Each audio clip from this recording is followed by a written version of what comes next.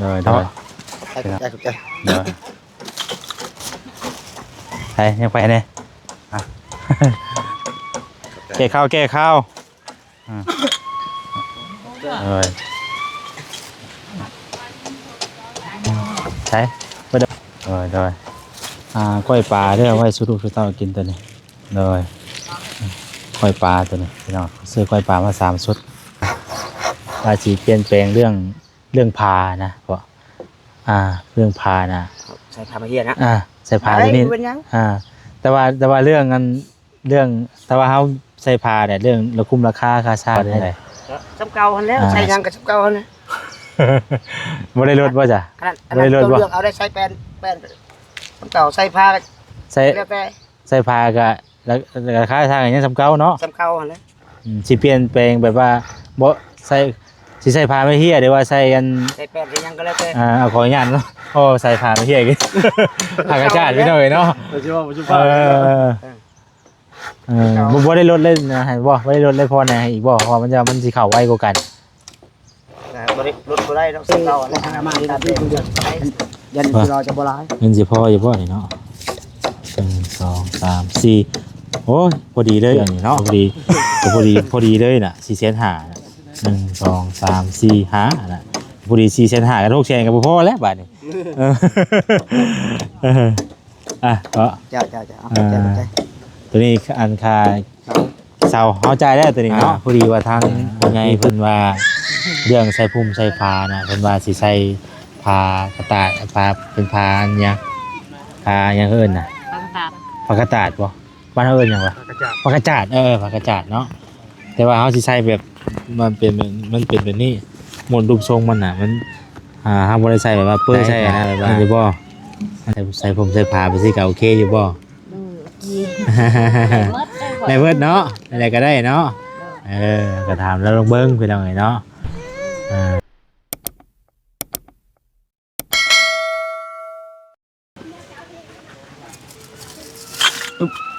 จ้ะเขาหยิบแล้วกับมีแนวแก้ข้าวอีกเลยนี่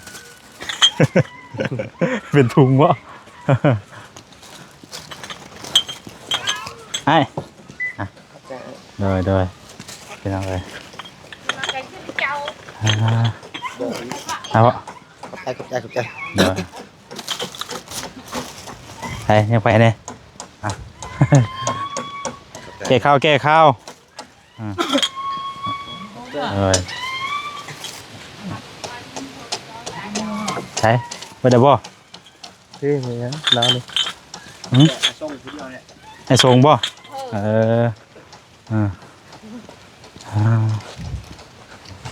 ได้ที่คนเราให้เราไปให้พุ่นกินจะว่าไอ้นวลกันฮะวันนี้กินได้กันด้วยบ่อยได้กันเนาะ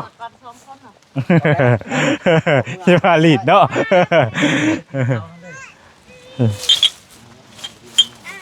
ที่ไปขวดก็จะซื้อมาเดี๋ยวไปทำเลยวันนี้ทีมงานเขาก็ยังสีมาอีกอยู่พอจิตเป็นกระดังมาเนาะแม่116 ขวด15บ่16วันนี้เลยเถอะสบายดีเด้อพี่น้องเด้อเนาะมาต่อกันอีกพี่น้องเลย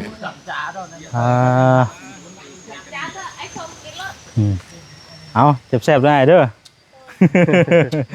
โอ้แซ่บผักนีเนาะพวกนี้เกี่ยงตับสิได้แจ่วบ่มันขมคักเนาะใส่ถุงไว้อีกเขาว่านั่นกะแซ่บคักแล้วว่ะพี่น้องเลยต้มกันไว้เด้อต้มเป็นยังกะต้มกันไว้เด้อไม่อุ่นพอดีเลยเนาะพอดีอิ่มพี่น้องเลยแกมันน่ะเอาเหมือนเนาะยันเราพอกันดีแล้วมันเหลือใครกลัวพอกินเนาะดีแล้วค่อยไม่เบียกก็ค่อยยังคึกเลยท่านค่อยจะไปเกี่ยวเขาเลยเขาคิดแต่เพิ่นมาก็เลยมาซอยเนาะขอบใจไอ้เนี่ยเราว่าเฮือนจะมุ่งได้เลยเฮือนจะมุ่งเลยบ่เอาได้ไปเลย บนมุ้งมันเด็กขึ้น เอออ่า เขาคิดว่าคือเกี่ยวข้าวรับจ้างเนี่ย อืม คนเราคน เนาะอืม ไอ้ควายเพิ่งไม่ได้ยังมันมีคน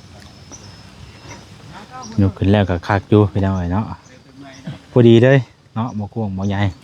พอดีงาม เยอะ ไหนวะ เยอะเด็กไปไป ทีนี้ยังบ่ให้ต่อว่าปูว่าคือมัดไว้อยู่ เอ้าสปอนใจเลยนายมุนหมู่คน โดยพ่อโดยเข้าใจหลายๆเด้อเข้าใจเช่นเดียวกันที่มาซอยเด้อ โดยเข้าใจว่าทุกคนนั่นแหละเนาะสร้างจักคนนี่สร้างเฮ็ดนี่5 คนบ่ก็ไวอยู่แล้วพี่น้องเอ้ยเนาะ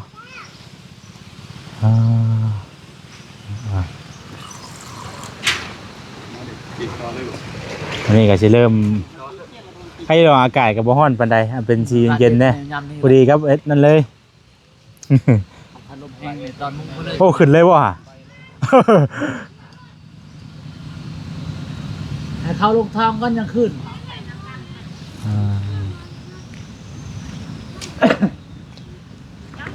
เมื่อตั้งงานใหม่เลยตาเราคือห้องจุด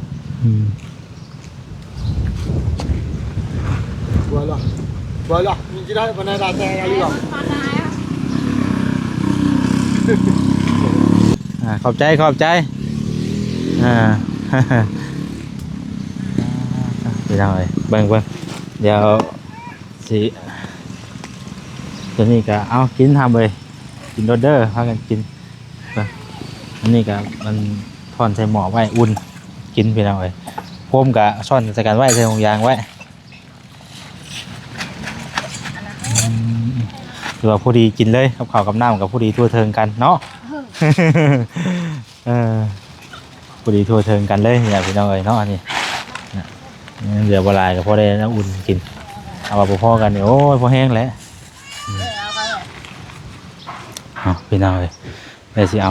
แบ่งต้มปลาให้เอานอนก่อนอันนี้ว่าเอาไว้กินกับทีมงานอยู่พี่น้องเอ้ยเนาะ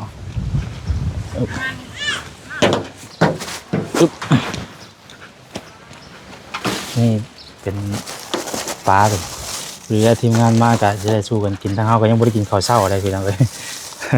จะเอาไว้2 ชุดเนาะบ่จิตบ่ต้าเนี่ยเพิ่นสิมานะทั้งเฮาก็บ่ได้กินข้าวยังบ่ได้กินข้าวเพราะว่าซื้อมาเพื่อกันเด้อสินะยังบ่ได้ข้าวเช้าคือกันอีกจักหน่อยก่อนถ่าเพิ่นมาก่อนให้กินกับข้าวในเฮาซื้อมาข้าวนี่2 โลไว้เอาก้อยปลาย2 ชุด3 ชุดเนาะเอาไว้2 ชุดให้พี่น้อยชุดนึง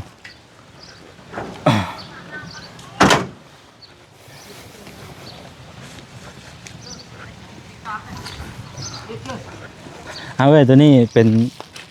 ก้อยปลาได้เอาไว้สุดๆสุดเต้ากินตัวนี้เลยก้อยปลาตัวนี้พี่น้องซื้อก้อยปลามา3 ชุดเบ้อเอาสิมีเวียกลมกับสร้างเพิ่นก่อนมื้อนี้พี่น้องเอ้ย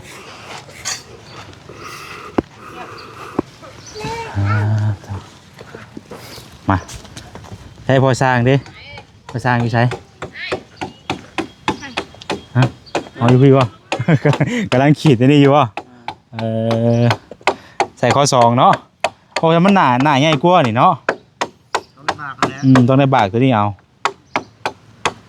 อันนั้นหนายังไงบ่ที่เขาบากไว้นะหนา10บ่หนา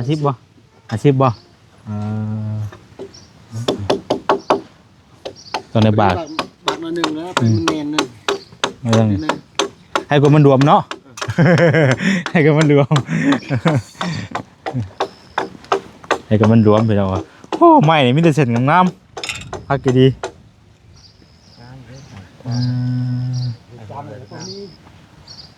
แต่ในพวกที่ต้องทำเนี่ยเพิ่มใช่เนี่ยนี่อย่างไหนก็ดูนี่อะไรคิดอะไรบ้าง ไม่ก็พอเป็นบางส่วนไปแล้วเนาะบางส่วนก็ยังบ่ได้พอยังไม่เส้นแต่ก็ครับไม่เป็นปูนี่แต่ว่าไม่ตรงมันนี่มีอยู่ไม่ตรงมันเป็นไรมาอยู่แล้วตรงมันก็หนาเดียวกันป่ะวะ12เนาะถือว่าไม่ร้อยเลยพี่น้องไม่ร้อยไม่ได้มาตรฐานเลย เปลี่ยนเร็ว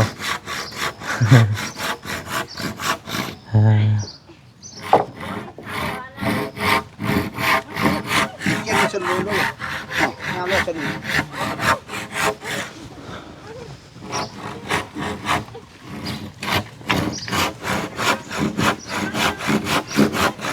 พอดีนี่เวียกร่วมกับพอสร้างก่อนเข้าหนึ่งพี่น้องเลยเนาะได้แล้วป่ะพ่อขีดแล้วแล้วป่ะเอาเป็นขีดนี่แล้วก่อนก็ได้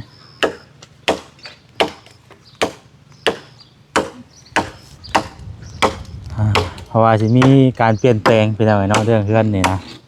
ทาง มีการเปลี่ยนแปลงเรื่องเฮือนอีกเลย มีการเปลี่ยนแปลงได้ป่ะเดี๋ยวพอสร้าง เหมือนก่อนนั่งนี่ก็ได้แล้วเนาะได้อึ๊บพอดีทางผู้ใหญ่เพิ่นโทรมาล้มน้ำเมื่อคืนนี่เนาะเพิ่นว่าสิเปลี่ยนแปลงเรื่องพานะเพราะเรื่องพานะใส่พามาเฮียนะใส่พาตัวนี้แต่ว่าเรื่องนั้น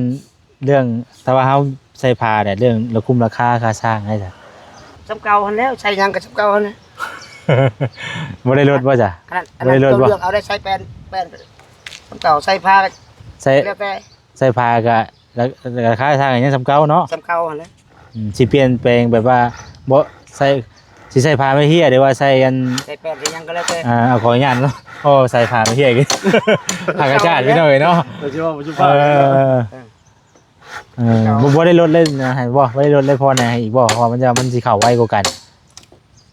บ่ได้ลดบ่ได้ต้องใส่เก่าแล้วอันนั้นที่ตามเด้ก็ใส่แป้นแล้วแต่ใส่ยังแล้วแต่คันใส่แป้นใหม่ไปเดี๋ยวนึงอีกเด้ราคาเพื่อเขากบเอายังเด้อันนี้มันโซล่าหันกันกับพาไปเฮียแหละเขาบ่ได้กบยังมีพอดีว่าทั้งแม่เพิ่นก็ให้ถามมาว่าถ้าว่าเฮาใส่ผ้ากระตัดมันก็ใส่เส้นทางกันมันก็ใส่สิลดราคาค่าสร้างให้อีกบ่หรือว่าจังได๋สินะเก่าหั่นแหละมันอีกตามไปเลือกไซส์อันนี้เรื่องพายอีกตามเฮาสิเลือกไซส์แม่นตามสิเลือกไซส์ใส่แป้นก็ได้ใส่แป้นผ้าใส่ผ้าเฮียก็ได้แต่ว่าใส่แป้นใหม่นี่นึงอีกเพื่อกบแล่นหล่องยังอีกมันก็แนวนึงอีกได้ตึตัวนั้นเอาบ่ได้กบแต่ว่าซะได้มีแต่เฮาต่อให้รถเนาะแม่นแต่เส้นพายก็ต่อให้เลยแม่นคือเก่าหั่นแหละเรื่องใส่ผ้านี่ใส่ไปรายการราคาสร้างนี่ยังอยู่ซ้ำเก่าเนาะเก่าแบบไรก็คือเก่าเลือกใส่ใส่แบบใดก็ใส่บ่ได้ลดนะบ่เนาะในส่วนนี้เนาะแม่คือเก่าเนี่ยเพราะว่าก็อยากมาถามเนาะให้เพิ่นได้มีในฟังนำกันเป็นจังได๋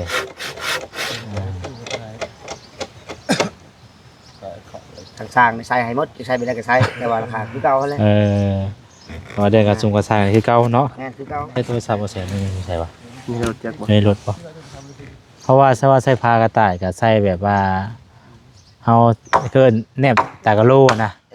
แต่เฮาต้องใส่ไม่นิ่วเนาะแม่นเฮ็ดให้ได้เฮาแอมผ้าแล้วก็ใส่ตรงนี้อันเจ้าต้องซื้อไม้ตัวนั้นได้ไม่ริ้วบ่ไม่ริ้วเด้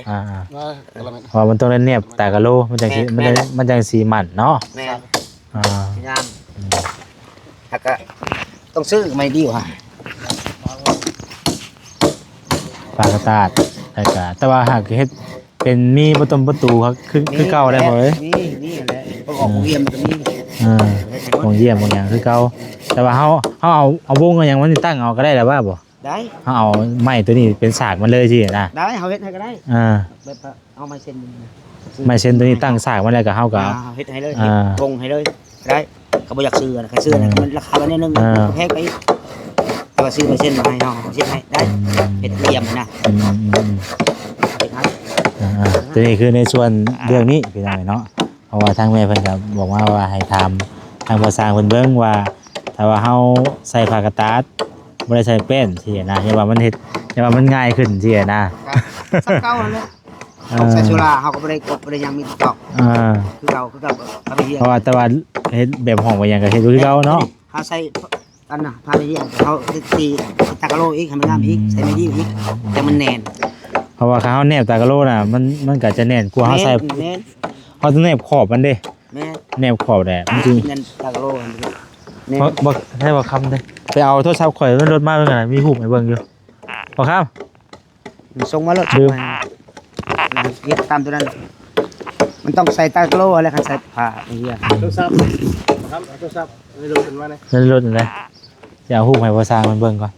แบบมันน่ะนะ ได้จะได้ เพราะว่าตัววงประตูว่าอย่างไรกะทางห้องนี่มันเป็น2ห้องอยู่แล้วห้องนี่ แม่ แล้วเฮาก็ตั้ง ตู้กับซ่องมุด สองบาน นี่ ตัวนี้มันเป็นโซนนอกตัวนี้เนาะ แม่น นี่เป็นโซนนอกแล้วก็พองเยี่ยมข้างเฮ็ดแต่ข้างก็พอบ่พองเยี่ยมเนาะเฮ็ดแต่ข้างก็พอเนาะ กับพ่อแล้ว ทั้งหลังทั้งเทิงเฮาทั้งหลังบ่ต้องใช้เฮ็ดแต่ข้างนี่นะข้างมันนี่พองเยี่ยม2ปองเนาะ แม่น ทั้งเทิงบัวนะครับบ่เฮ็ดก็ได้บ่ใช้ก็ได้ ได้ เพราะว่าเฮาเฮ็ดแต่ปองข้างมันสินะ เฮ็ดพอเพื่อยำหอนเฮา บ่ได้เปิดเข้าอยู่นะ แจ้คันเฮ็ดมืด เข้าใจ บ่จะแก้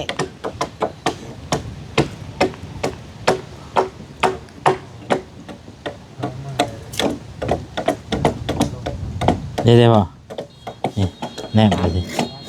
แนบตากะโลไปสินะ ได้ส่งมาเฮาก็ได้ เพราะว่าอันนี้พองเยี่ยมบางอย่างมันก็อันนี้ก็มันเฮาตีของเอาเองตัวนี้ก็แต่ว่าเฮาก็ใส่บานพับมันยังคือเก่า ใส่ผ้าเฮาใส่เฮ็ดเอาเองก็ได้เฮ็ดให้เนี่ย ว่ามันก็ได้อยู่คันเฮาใส่ผ้าแบบนี้แต่ว่าเฮาแนบอัน มันก็แน่นอีกกัน แนบมันก็แน่นคือกันเป็นอะไรเนาะ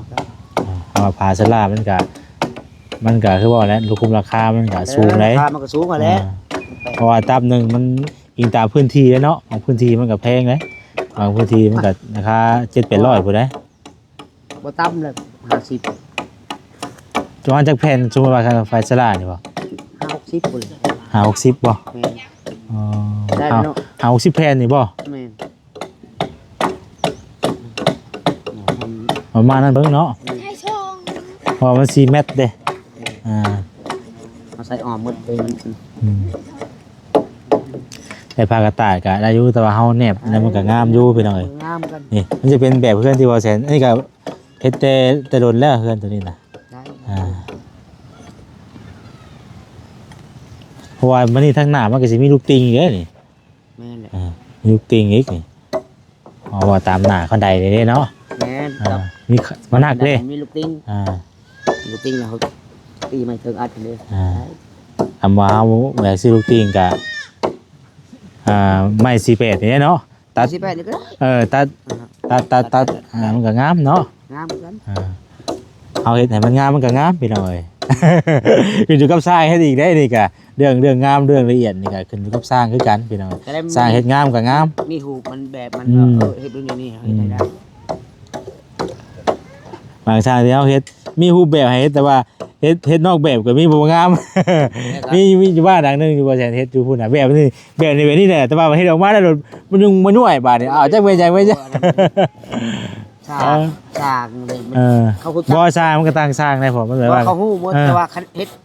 มันอยู่แล้วเฮาแบบว่า ปกติเขาให้เฮ็ดเขาจะตัวแล้วเขาจะแล้วนะ บ่ได้น้อย พวกสร้างในคำแบบว่า เพราะว่า เป็นคือนี่เฮ็ดกินเช้า อันคือว่าเฮ็ด เอาเฮ็ด อันเฮาติแล้วเขายอมโลดเขาต้องเฮ็ดเจ้านาเขาต้องเฮ็ดให้มันตึกโลด อันคือว่าตัวนี้เนาะอันวัดค่าอันนี้แหละค่าเสาอันตัวเสาอันนี้อันตีนเสานี่อันเกียร์อันนี้ ก็ทำมาเจ้าส่งมาให้ข่อยเลย สามันบ่ แม่น ไล่เสาละ50,000เนาะ แม่น คุณเบิ่งก่อนไปจังได๋50,000ก็เท่าได้บ่ ได้ไปซื้อเฮ็ดเจียมาเช้านี่2ใบพุ่นมันบ่เพียงอย่างนี้จังสั่งได้ว่า 50คูณ9เนาะ แม่น 4,500 4,500เดี๋ยวโอ้ยไว้ก่อนจิรอนั่นเอาเมื่อคืนนี้ก็ยังบ่ได้กินอยู่ ต้องเมียไปพูดเลย โอ้ยพ่อค้ามาดิเนาะซื้อดึงยันสิรอจะบ่หลาย เงินสิพออยู่บ่นี่เนาะ1 2 3 4โอ้ยพอดีเลยอันนี้เนาะ หนึ่งตัวนี้เงินนั่น พอดีแล้วคงนับไปเลย เงินทอนบ่เงินเพิ่นนั่นไว้ซื้อเครื่องอันนี้เพิ่นฝากซื้อเครื่องน่ะก็พอดีเลยน่ะ4,500น่ะ1 2 3 4 5น่ะพอดี4,500กับ6,000ก็บ่พอแล้วบาดนี้ก็ จ้าเอาใจ ตัวนี้อันคาเสาเฮาใจได้ตัวนี้เนาะคือตัวนั้นน่ะจังไดก็จะได้ก็ลดบ่ได้บ่พ่อบ่ลดให้เลยบ่ เขามันตกลงกันเลย เอาเทื่อผู้ใหญ่เพิ่นขอมาได้จ้ะเพิ่นขอมาเพิ่นก็บ่ได้บางเทื่อแล้วอันนี้คือผู้ใหญ่เพิ่นบอกให้ถามได้นี่ ถามก็เฮาก็คือว่าอะไรเป็นหลายคนมือ ก็ล้มเบิ่งเขาว่านั่นก็ล้มกับหมู่กูนํกันเด้อเขาว่ามีหยังก็เพิ่มก็ยังบอกว่าแชร์เพิ่มคือยังว่าตอนนี้บ่ได้ก็เดี๋ยวก็ยังล้มกันเทียนะอันนี้มันจำแบบว่าจำเพื่อจัดการเพื่อนเนาะมันก็ว่าบ่ทันได้เหรอ แล้วก็เรื่องการนี่คันว่าตกลงนี่นั่นนะครับสัตว์ที่เก่าแล้วอยากมา แต่ว่าเฮาตกลงกันแล้วเนาะมันอยู่ในขอตกลง เจ้าจะใส่ผ้าไม่เที่ยก็ได้ใช้ผ้าแปลนก็ได้ แต่ว่าบ่ต้องใส่ผ้าแปลนใหม่นี่นะตัวนี้มันได้กบอีกในแลนล่องอีกมันนิดนึงนะคือเขาว่าเป็นนั่นแหละที่กับใหม่นี่แหละเฮ้ยไปกบเรียบร้อยบ่ไปกบไปกบโอเคนะกบมันสิไหลสิ้นเปลืองตัวนั้นกบเอาแลนคันเป็นผ้าเป็นใหม่ได้แลนล่องอีกเด้ แต่ลองขอบมันน่ะบ่ แม่นได้แลนล่องกบมันงามแลนล่องมันก็ เพราะว่าไม้ก็เอาไม้แล้วมันก็มันได้กบได้หยังอีกเนาะ แม่นต้องได้กบอย่างนี้นะก็หาสิ ถ้าเฮาบ่กบมาตอกเปิ้ลใส่มันก็อีกหมู่นึงเนาะ แม่นมันเจ้าได้แต่ว่ามันบ่อยากงามปานใด อันนี้มันบ่เรื่องของงานสิตีกันดิ แล้วอย่างพันเฮ็ด เนาะ ใช้แป้นคอยให้กบเบิด เออ มันจะได้งาม ตัวแลมันก็ ผู้กบก็ได้แบบว่าเอาไม้พงเรือที่มันงามเขาก็บ่กบก็ได้แบบมันจะละเอียดนี่นะไม้ มันก็บ่เรื่องงามบ่เรื่องงามบ่เรื่องเอียดมันก็บ่ซ้ำเฮาเฮ็ดไปตามหลักการมันเนาะเฮาเฮ็ดให้ไปตามหลักการมันก็งามพี่น้องเฮาเฮ็ดถูกแบบถูกตอนมันก็งาม อันนี้เฮ็ดอันนี้สิเล็งให้มันแล้วไว้แล้วเฮาสิได้ไปปลูกปานนั้นกัวเซยอมเกินมา2-3หลังเลย โอ้เนาะถือว่าสมว่าสร้างอยู่เด้พี่น้องเนาะ หลังละแสนปลายแสนชาว เพื่อนแบบใดน่ะ เพื่อนโมเดิร์นนี่ก็มีหลายหลังนะ มันหลายแบบอีกตามผู้มีแบบเนาะ อิงตามเขามักมักเอิ้นได้เด้อ นี่ อีกตามเจ้าของเพื่อนมากกว่าอะไรกันเนาะ แม่น อ่า อันนั้นสิแลไปพุ่นเลย แต่ว่ามันก็ลงเรื่องคุ้มราคากันเนาะ ทีมงานอันเดียวกันนี่ไปเอาเลยไปเอารถไหนไปเลย ดีแล้วเนาะพอได้เฮ็ดพอได้ช่วงน้ำนี่มากก็อาศัยแบบสิตอนนี้ได้ก่อนเนาะ แม่นพอได้ใส่ เข้าใจ ได้รายกับบ่ได้รายแล้วเงินค่ะ อ่า บ่ได้เอิ้นน่ะ ใครก็มีได้เฮ็ดได้เนาะพอเนาะ แม่น อ่า อันเอาบ่ได้เฮ็ดทางคือว่าเงินกีบเงินเจ้าบ่ได้อันเฮ็ดแล้วก็พอได้ใช้ แน่ว่าอะไรเป็นเอาไว้เนาะเฮ็ดซื่อๆมันก็คือว่าแหละเขาโทรมาแล้วโทรมา คืออาจารย์เคยว่าแหล้วเงินมันบ่อยู่ในคนขี้คร้านเนาะ คนรู้มันว่าแต่เงินก็สิมาอีกเนาะ มีงานเฮ็ดเอาเด้ ดู มันบ่เฮ็ดไปเฮ็ดจำกับบ่ว่าดอกบัดมีก็มีนะ เอาถ้าจังว่ากันที่หนึงพี่น้องเนาะเรื่องใส่ผ้าเนาะอันนี้ก็บ่แซนมาลมกับสร้างเพิ่นเนาะอันนี้คือก็ทางบ่แซนก็มาถามตามจุดประสงค์ผู้ใหญ่เพิ่นบอกอะไรพี่น้องเนาะเพิ่นเฮาก็เฮ็ดตามจุดผู้ใหญ่เพิ่นบอกนี่แหละเฮาก็ต้องได้เฮ็ดในนั้นแม่นบ่ล่ะเนาะคือว่าตอนแรกที่เฮาคุยกันน่ะว่าสิใส่ผ้าสลาแล้ววันนี้เพิ่นว่าอยากเปลี่ยนไหมใส่ผ้ากระดาษเอาแหละถามเบิ่งสร้างเพิ่นสิลดค่าสร้างให้บ่หรือว่าจังไดนะแต่วันนี้แหละ ตามเบิ่ง กรรมกรเฮ็ดกันล้มแม่นเฮาก็เฮ็ดกันหลายคนเนาะ หลายคน คือว่าเพิ่นสิลดให้เท่าไหร่ก็จังว่ากันมาแหละนะเพราะว่ามันก็ ทำจริงเฮา มันก็ง่ายขึ้นกว่าการดูสินะเพราะว่าผ้ามันเป็นแผ่นเด้เนาะ เป็นแผ่นมันก็ไวกว่ากันเด้มันก็ไวกว่ากันนั่นมาแหละเอาเปอร์ใช่ด้วยเด้เพราะว่าเส้นผ้ามันก็บ่ได้ใส่ลายตามคือซื้อใส่เป็นเนาะเส้นผ้ามันก็ผมบ่ได้ใส่ลายปานใดนะก็สิมาตีขอบเป็นอย่างเฮ็ดประตูกันแหล้ว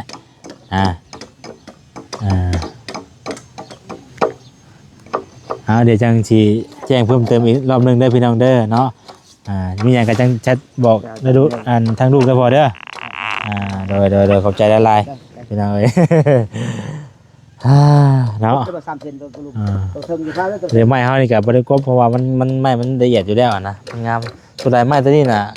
บไปกันแล้วก็มีแนวบังใจคือเก่าสินะเนาะสิไปถามมันทางเอ้ยนวลเพิ่นบัดนี้เธออ้าวเฮ้ยตัวดินงอมๆแงมๆเนาะ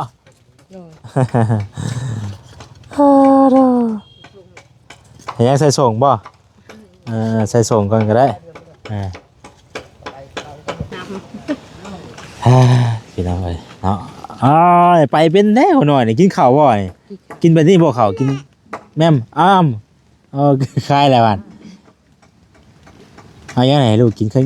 ข้าวกินข้าวซื่อๆนี่บ่น้ำต้มจ้ะจำน้ำต้มอันนั้นบ่จักเดือนแล้วก็ปีแล้วว่าบ่ สิยังทันหาป้อนข้าวแล้วมันบ่กินข้าวเหนียวเฮานี่บ่โดยยายจบนะให้มาลิ้นหรอบ่อยากน้องก็อยากจะกับประดิษฐ์ของเจ้าไปเนาะเอาไว้สินั่งน้องเฮ้ยเนาะบ่ดื้อเด้อมันขี้อ่อนจะว่าได้ดอกเอาเรื่อยๆเด้อพอดีว่าทางผู้ใหญ่เพิ่นว่าเรื่องใส่พุ่มใส่ผ้านะเพิ่นว่าสิใส่ผ้ากระตาดผ้าเป็นผ้าอันหยังผ้าหยังเอิ้นน่ะผ้ากระตาดบ่บ้านเฮาเอิ้นหยังวะผ้ากระจาดผ้ากระจาดเนาะแต่ว่าเฮาสิใส่แบบมันเป็นแบบนี้หมดรูปทรงมันน่ะมันเฮาบ่ได้ใส่แบบว่าเปื้อใส่นะแบบว่ามันก็สิมีอยู่นี่เฮาสิใส่เป็นตากะโหลไว้ซี่นะเฮาสิแนบขอบมันอย่างน้อยมันบ่ได้แบบว่าเปื้อใส่แต่ก็แล้วซี่นะแต่เฮาสิแนบไปซี่แนบเป็นให้มันเป็นขอบกะโหลมันก็จะแน่นอยู่เนาะอันนี้ก็เป็นเทื่ออีกหลังนึงที่บ่แซ่เฮ็ดให้เขาเจ้าอันนี้ก็แต่ว่าเฮาสิเฮ็ดม้วนนี้แอมพาไปซี่เอาซี่นะแต่ว่าเรื่องสังกะสีนี่ก็เฮายังบ่ฮู้เนาะพี่น้องก็อิงตามมาแล้วเพราะว่าคือบ่แซ่นเว้าแหละมันก็เรื่องชาญก็มันแบบว่างบใช้งบหลายนะคือบ่แซ่นเคยแจ้งถ้าว่าท่านใดที่ว่าอยากสมทบซอยเนาะเป็นบางสิ่งบางอย่างก็ได้ยินดีพี่น้องตัวนี้นะเพราะว่าแป้นนี่ก็ยังบ่มีนี่แป้นพื้นนี่แล้วก็กับเส้นผาก็ยังบ่ทันมีนี่เพราะว่าคือช่างๆเพิ่นเฮ็ดก็เฮ็ดซ้ำเครื่องมีก้อนสินะแต่ว่าคันมีงบหยังเฮาก็ให้สิซื้อมาเฮ็ดใส่ให้เรื่อยสินะเอ้ย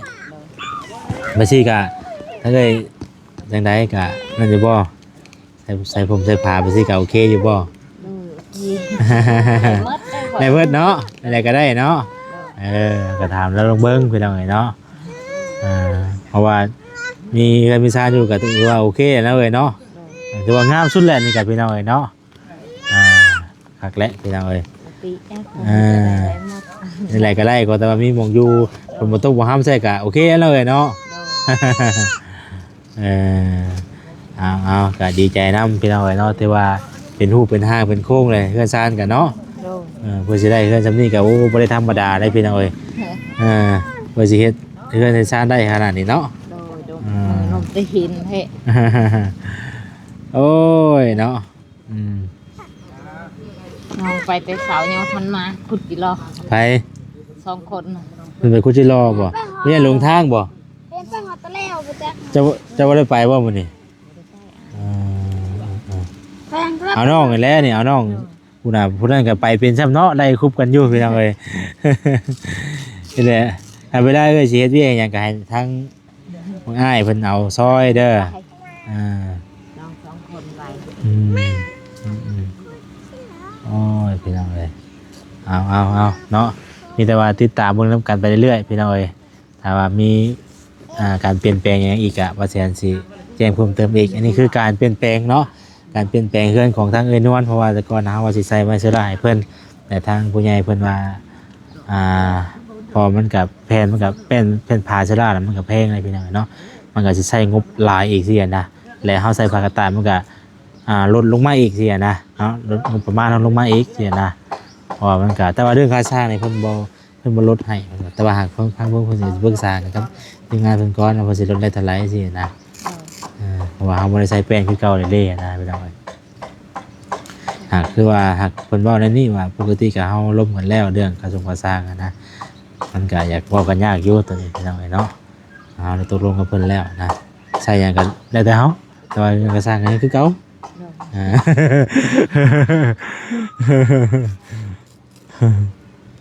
เนาะพี่น้องคิดว่าจังได๋ซั่นเนาะ น้องไว้ซอยเถิน หึ ทางนั้นไปหาเห็นบ่เห็นมาพักคน บ่เออ น้องลงเถิน หลายจักคนเอ้ยหา เป็น10พุ่นล่ะ เป็น10 เขาบ่มา เออ ว่าจ้างขาดลอยเลย หึ ว่าจ้างขาดลอยกะจ้างขาดเขาบ่มา โอ้เนาะจ้างก็ตามแต่ว่าในเฮาก็หาเฉพาะมื้อนี้เด้เฮาก็บ่ได้เดี๋ยวบ่ได้อยากเกิบนะ ยอซอยเนี่ยคือ1ลังขาด มันก็น้ำใจมันบ่เรื่องน้ำใจเด้แหละมันบ่เรื่องน้ำใจเด้หลายคู่หลายคนมาก็อันนี้สร้างในส่วนสร้างเฮาก็ส่วนสร้างเฮาก็มันก็เว้าอีกเรื่องนึงแต่ว่าเรื่องเฮาหานี่คือมันเว้าเรื่องน้ำใจเดี๋ยวผมมีลาเกิบนะโยมอย่าดื้อกูเฮ้นี่นั่งอยู่กูเฮ้ไม่น่ะฉะนั้นมันเบิ่งน้ำมันออกแล้วบ่ไปลูกว่าไม่เปิดให้ ไม่หัวว่าเขาจะก็ นั่งไงดินั่งไงดิ ลูกว่า เนาะเป็นจังได๋ซะอันเรื่องเห็นเฮือนชาตินี่หลายคู่หลายคนชาวบ้านชาวเมืองเพิ่นว่าได้ใด งาม ดีใจนำเพิ่นดีใจนำอยู่บ่มันมีหลายคู่หลายคนมาถามอยู่บ่เรื่องเฮือนทางชาตินี่ ในบ้านบ่ คนในบ้านนี่ นี่ เพิ่นว่าจังไดแน่ มาบุญที่สุดเลยเขาสวยเจ้า บ่มีผู้ใดมาเว้าให้บ่มาเว้ามาว่าให้เฮาบ่